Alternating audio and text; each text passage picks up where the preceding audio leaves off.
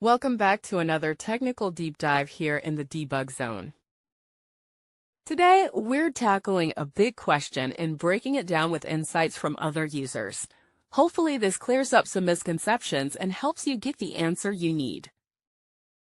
So buckle up, stay a little curious, and let's jump right in.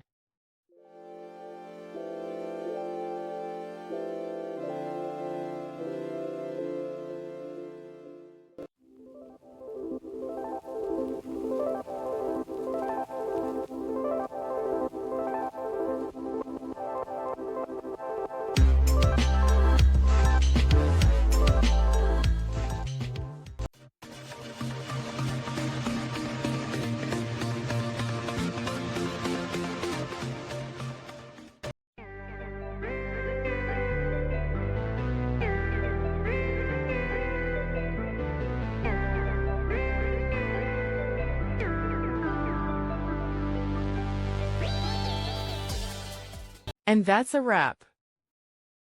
I hope you found the answer you were looking for. If you did, take a second to hit that subscribe button. It really helps out. And let me know in the comments which solution worked best for you. See you next time in the debug zone.